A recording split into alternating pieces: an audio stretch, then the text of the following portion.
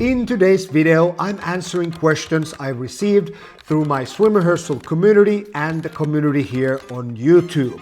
Today, I'm able to answer all of the questions, but in the future, if you want to make sure that I answer your question, you should consider joining swim rehearsal community.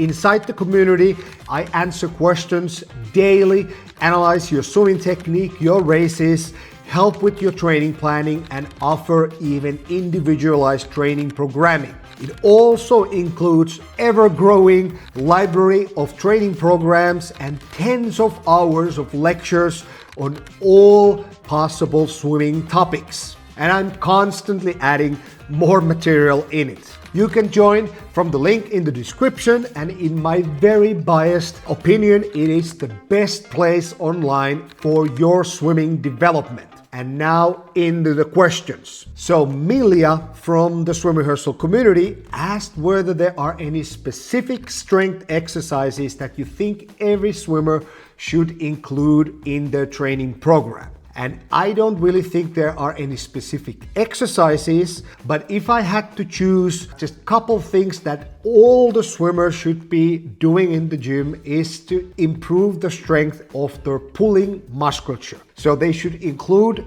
whatever exercise that consists of pulling yourself or the weights overhead, so vertically, and an exercise where they're pulling either themselves or the weight horizontally. So a pull-up and a bent barbell row, for example, but it really doesn't matter what the exercises are as long as you're progressively overloading the muscles to become stronger and adding potential to your swimming by becoming stronger in the main swimming musculature and the main movement patterns that swimming is. Because if we think about all of the swimming strokes, and this is not biomechanically exactly correct, but it is really pulling from over the head and then pulling towards the body, depending of course on the stroke. And if you have that covered, that's probably like 80% of all the gains that you can make in the gym. You can of course add a pushing motion, and if you're a breaststroker, it only makes sense to strengthen your legs as well, especially the knee extensor, basically your quadriceps, by doing squats or leg press or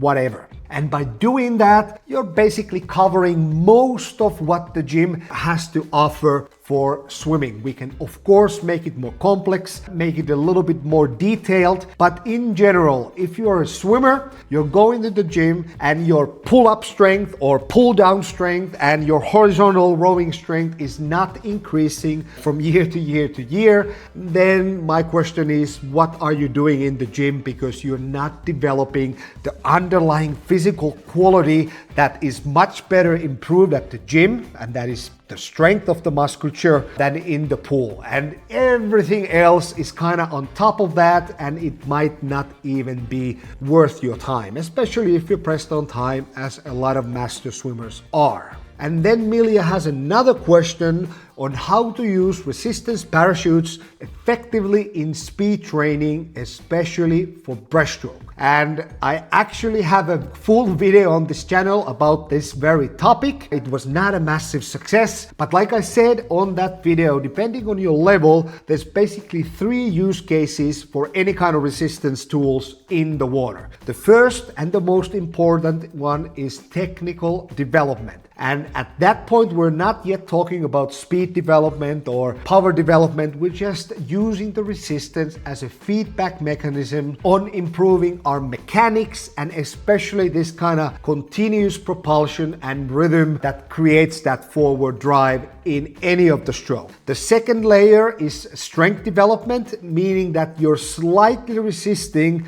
your already good mechanics by using, for example, that parachute. You're swimming a bit faster, and your only goal is to hold your technique as crisp, as flawless as possible under that resistance. And only when you can do those two should you even consider power training or resisted speed training in the pool. But since he's asking specifically about speed development, I would kind of have 2 approaches. I would have just normal sprint training using very, very short distances, for example 15 meters, and then on the first workout get a time to a 15, and then over the weeks and months try to improve that 15-meter sprint while reducing one stroke with using the same resistance. So if you're using, let's say, a yellow parachute or a red parachute, depending obviously on the manufacturer, but the same parachute, and then on the first time you swim the 15 meters in 10 seconds using, let's say, 7 breaststroke cycles. Then the next 6 weeks, you can program it in multitude of ways, but let's say twice a week you hit 6 sprints, and your goal within that 6 week is to develop your distance per cycle, meaning basically the power, the force you can develop in such a way that you can now do that 15 meters with one stroke less, but at the same velocity. Then you progress by adding a little bit bigger parachute. So hopefully you have multiple ones, or you can kind of do it yourself by adding a sponge or something into it, which would then bring you back to your original stroke count or cycle count. And then you do another 6 weeks trying to improve that stroke length basically. Because the main mistake here would be just do indiscriminate speed training against resistance and trying to get faster by any means possible, which usually would lead you to using higher and higher tempos, which would not be very transferable to your unresisted swimming. But I go into way more detail on that YouTube video, and I'll link that into the comments. The second way I would approach this speed development is to do a kind of alactic speed endurance reps, and usually those would mean about 25 meters or 25-yard sprints that are not done at full maximum speed effort, but at like 90% kind of 100 pace relaxed efforts. And in this case, I would actually standardize the stroke counts. So for example, Milja would do with the same resistance with 12 cycles of breaststroke and hit 20s in his 25 meters alactic reps. And then over the weeks with that same stroke count, try to get yourself faster. And this would maybe counterintuitively be about increasing the tempo, because that would be the only way for her to get faster on those 25s. And again, you can program it in a multitude of ways, but let's say she would do 12 such reps twice a week. But the main thing here again is that improvement. Just following along that you are getting faster, but you're not again getting faster by just taking more strokes, by shortening your distance per cycle, but instead within the context of your stroke length, try to improve your tempo. And just as a side note, on both of these options of pure sprint training and this kind of alactic speed training or speed endurance training, please use resistance that is tolerable for your technical skills at the moment. You should be reproducing your true swimming mechanics as well as you can. Usually you don't want to be any more than like 8% slower in those repetitions than you would be without that resistance. Because if you add more resistance and you don't know what you're doing, you can do it, but then just know that there is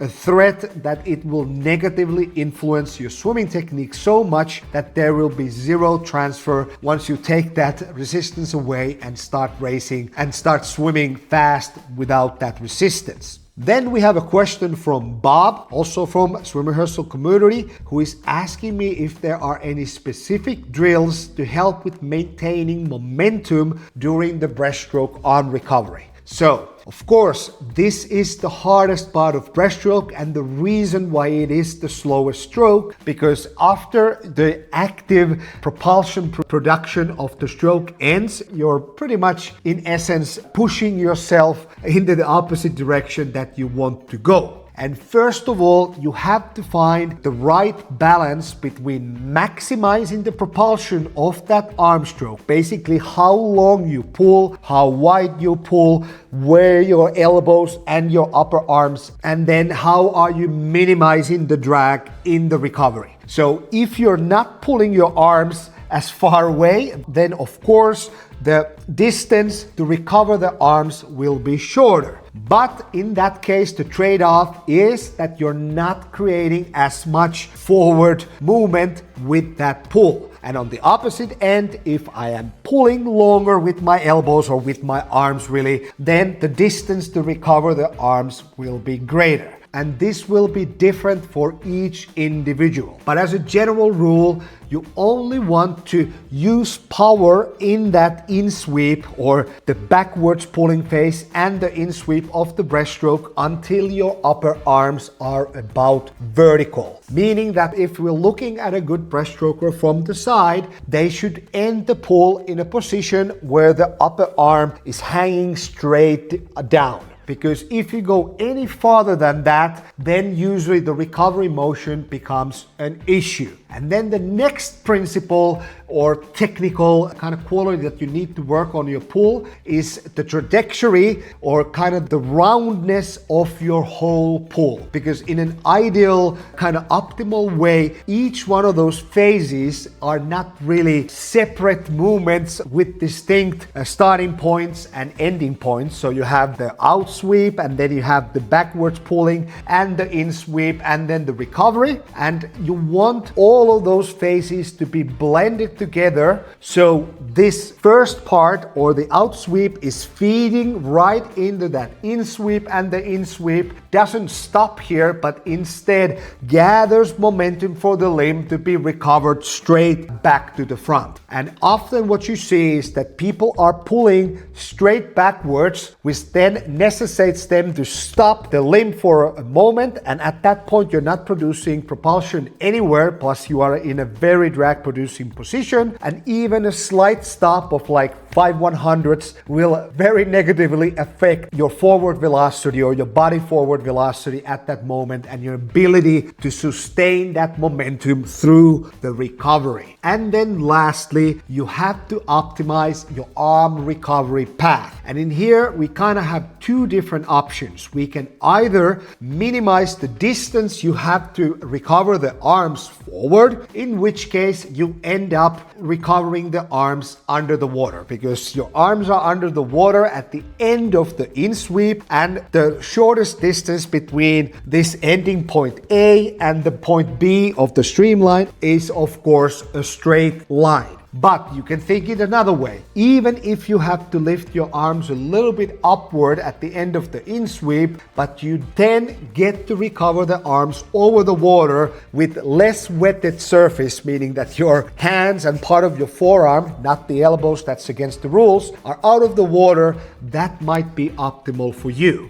Now, in general, if you look at elite swimming, it does seem that even though like a biomechanical model, if you think about all the wave drag and everything that you're producing, it would tell us that it would actually be better to recover the arms under the water. But in practice, we don't see this from the elites. So there's probably a reason that why this is not happening, that they have figured out that it's actually better to have this little lift at the start of the recovery and get the arms over the water, or it is just the cultural influence of seeing the best swimmers do that, and that's why they intentionally go towards that. It's very hard for me to say, but in my opinion, both of those recovery styles work. You just need to figure out what works best for you. But there's a bit of a shortcut for this, and we don't really have to have the discussion or argument which one is better. And of course, I have a dedicated YouTube video on this matter as well, but you can put the drag socks either on your hands and even better on your forearms, so that they slightly give you more of that drag feedback on the pathway of your arms back to the front. And then you just go and do some experimentation and try to figure out what is the best trajectory of the arms for you. And I really like this kind of constraint or feedback or dynamic kind of a model of learning, where I'm not telling you exactly what to do, because there's always multiple options to do it quote unquote optimally, but rather for you to test it out and make your own decision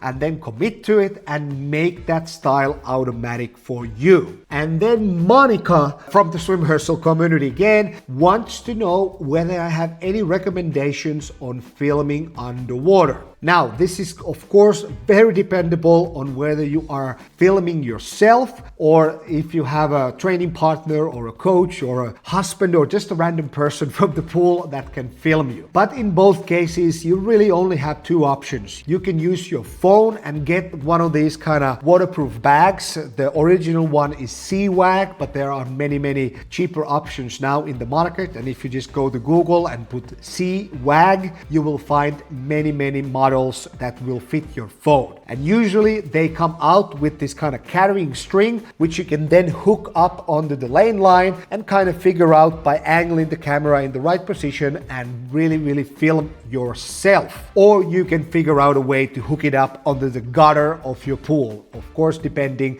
what kind of pool situation you have. And another option is to get a GoPro or any kind of similar action camera, which you can actually hook up and kind of angle into the bottom of the pool and then just swim past it. And that will actually give you the best kind of feedback on your technique, because it gives you this, I guess, wide angle footage where you can see your whole body swimming over that camera. First from kind of a frontal angle and then as you pass it. And then of course you can put it lay next to you, make sure that you're not filming anybody else, and then you can kind of see it from the sideways. But that is pretty much the two ways of filming yourself. And then if you have somebody to film you, it's very simple. You use the same kind of Sea-Wag bag or the GoPro or any similar camera and just let somebody else film you from the angle that you desire. But in general, I must say from underwater filming that any kind of filming is better than no filming at all. So please don't overthink the angles and whether you even see your whole body, as usually just the act of seeing yourself swimming from underwater and having a basic understanding what you're shooting for mechanically, it will open up this kind of new dimension of technical learning for yourself. And if you enjoyed this video, remember to like, subscribe, and leave a comment. I try to answer all of them. And thanks for watching. Keep training with purpose, and I'll see you on the next video.